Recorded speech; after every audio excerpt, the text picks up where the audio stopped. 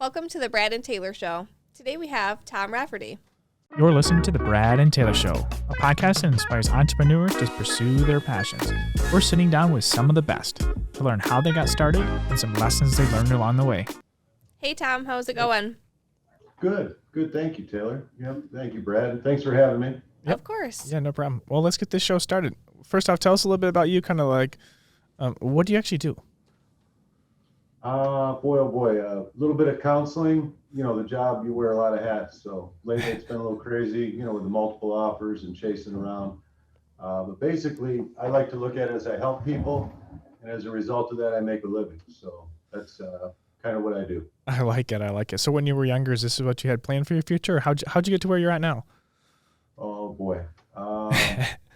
It wasn't what I had planned at all. I was college bound and smart kid and good test scores and all that sort of stuff. And then I got into school not far from where you are right now, Michigan State. And I kind of went the other way. A lot of tendon bar, a lot of this and that. And long story short, I got a real estate license when I was 19 and, just kind of never looked back, a little commercial up there in the Lansing area.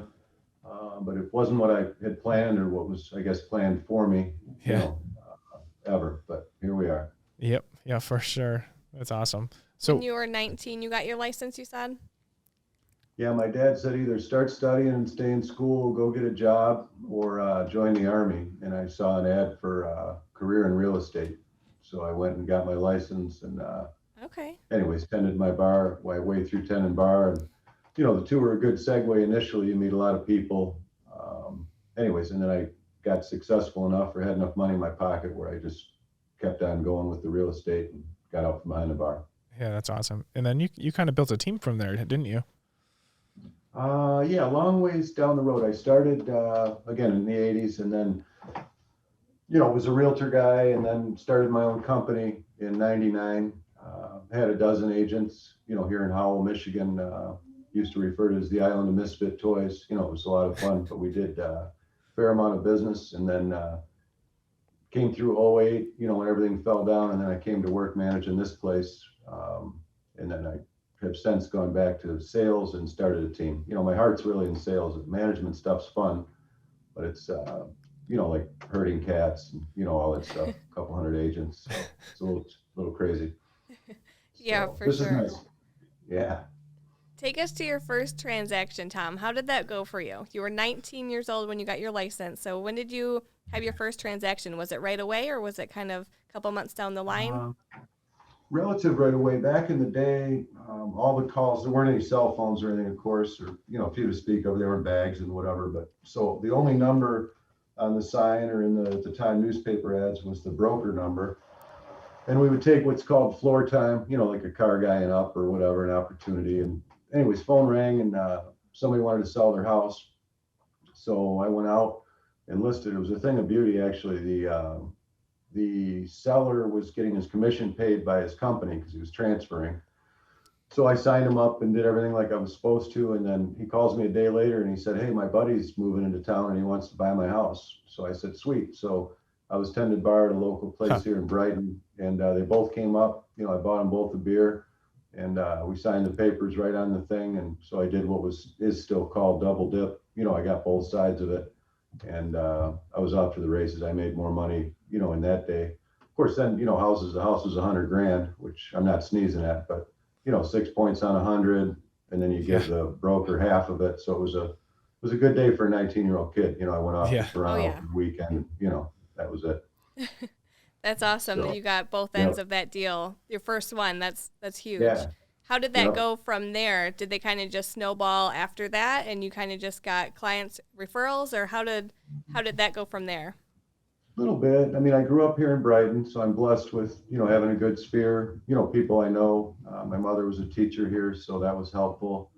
But yeah, it just kind of grew. I mean, lots of ups and downs, in the last 35 years in terms of the market and, personally stuff.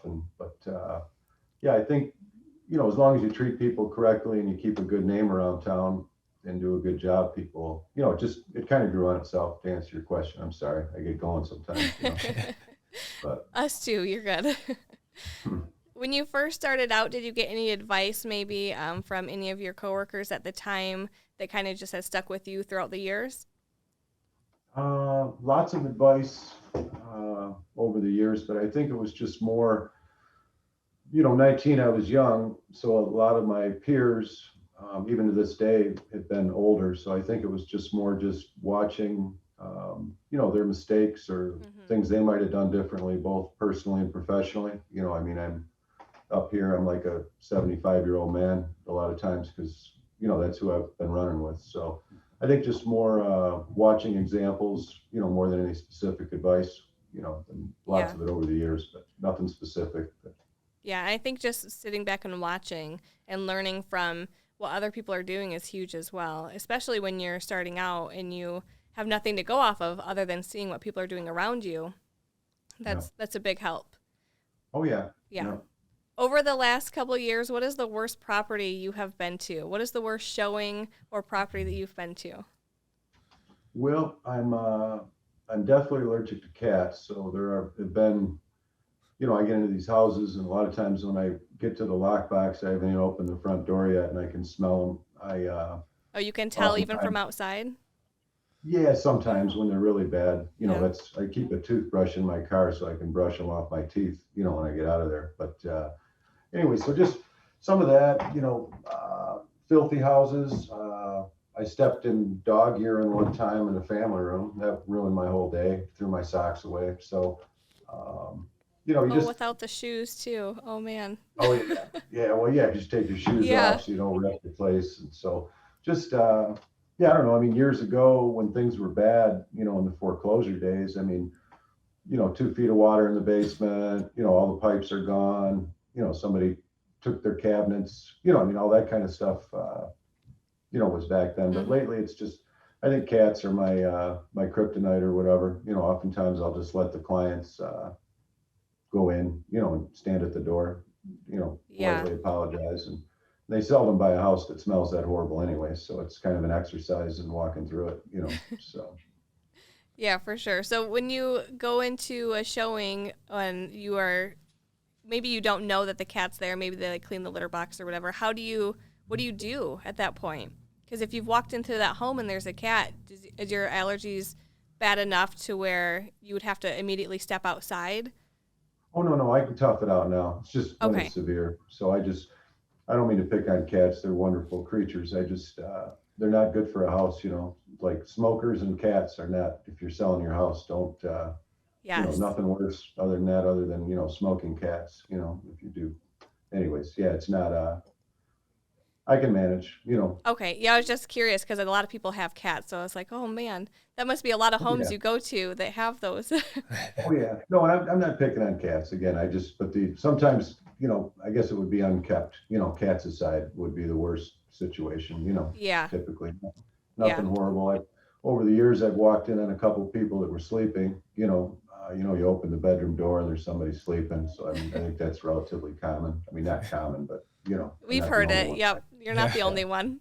Right. Oh, that's for sure. Or the shower situation. Sometimes someone's stepping out of the shower and they didn't realize you were going to be there. Like, oh no. Right.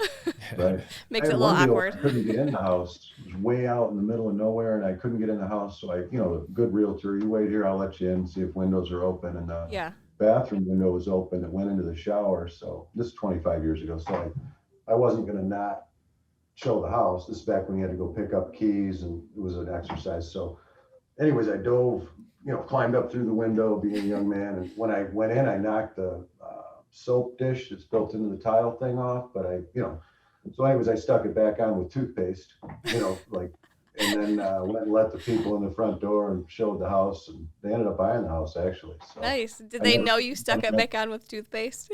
No, I left that alone. So they just probably blamed the seller, after they moved in or whatever. Or, who knows. That's hilarious. Just put it on with toothpaste. Yeah. And did it stick? It must have stuck if they saw the house and they didn't even notice. Yeah. I don't know. Or maybe they fixed it prior to closing. I have the seller. It probably fell off before we closed, to tell you the truth. But they put it back up. That's funny. So. Yeah, that's really funny. Kind of a crazy story. Do you have any goals you want to accomplish for the rest of this year or heading into the next year? Yeah, I actually recently started a company in Florida. I've got a real estate firm in Naples, Florida, where I'm the broker. I'm an associate broker here, Yeah. uh, under the Remax balloon, pardon the pun or whatever. But so yeah, I want to grow that company. I've got a few agents, and I'm in a position now. My girls are grown, so I can go. I've got a solid team here, so I can disappear down there in the winter. I'm not in a position to retire, so I'm hoping to make that more successful there while not losing business here. So that's kind of what I've been Yeah. working on. Oh, yeah. Yep. Do you find a lot of your clients who are maybe even older and wanting to go to Florida, do you find that finding that connection with them, or is it brand new clients in Florida? It's actually most of it, if not all, has been just as you described, the Yeah. snowbirds where Yep. they already trust me. And, with technology, I can Yeah. set them up on a search. And if there's anything worth seeing, I get on a $40 airplane ride and fly down and chase them around. And then I've got, two agents that are down there on the ground. So if I'm, not able or, that sort of thing, just hike them down there and go. But yeah, most of the business, to your question, is people that are either going to winter down there or getting tired of being here altogether and want to be down there. Yeah. So Yeah, that works out perfect that you already have that connection with them too from being yeah, here. yeah, Who doesn't want to go yeah, to Florida in the winter? yeah. No, for sure. And I've had two. I hope this is what I hope to grow to your question. But I've had two realtors. Having been involved here, my whole life in real estate and on the board and president of the board. There isn't anybody here I don't really know. So I've had a couple referrals. So I'd like to grow the local, just leverage my relationships here in Yeah. real estate and then just give them 25%. I might as well give it to me rather than pick up the phone and call somebody, answering the phone in Florida. So that's what I'm hoping to do. Yeah, I'm that's reminding awesome. myself as we speak, there's things to do. So, I know. Always that ever growing checklist in the back of your head. Got to do this, oh, this, for sure. this. For sure. I have it too. I think most people do. That's good. That's good. I think it's part of being successful. If we don't, then, what else are you going to do? Yep, So exactly. try and put it to bed on vacation though, just let the checklist go. Speaking of that, how is it for vacation for you? Are you able to shut off your phone or do you kind of No. never? Yeah, that's what I figured. I just wanted to ask. Yeah. I tell you what though, I have learned over the years and when I was managing and when I had my company that, we have to qualify. I know it's a standard term, qualify your clients, but I need to more just qualify my time. Not everything is Hmm. urgent and we live in text me, email me, send me a smoke signal. I got to hear right now. You better. And a Yep. lot of things in this business will keep. Um, you know, as long as the clients, you set that expectation ahead of time. Usually, you can't always, but so it's I don't have to disappear from a lunch and go take a call. That's all I'm saying. So I've gotten better at that as I've become an older man. Uh, so that helps. Yeah, it's a hard thing to do, just to time block or shut off your phone for a little bit, especially if you're on vacation. Seems like everything happens when you're on vacation. You Oh, plan a for vacation sure. and then you get booked solid. Yeah, no, it never stops. No, and Yeah. again, that's the benefit of having a good team. I've got a great administrator. She's been with me 7 or 8 years. A couple other agents I work with, and we just kind of watch each other's back. And I don't want to have a huge team. I don't want to be a boiler room full of agents running around doing. I just, it's pretty intimate. Everybody knows everybody else's clients, and Hmm. so that's helpful. It allows me to be down there. Otherwise, I wouldn't be able to do it. So Yeah, that's comfortable. awesome. If you could start over today with all the knowledge that you have, is there anything that you would do differently?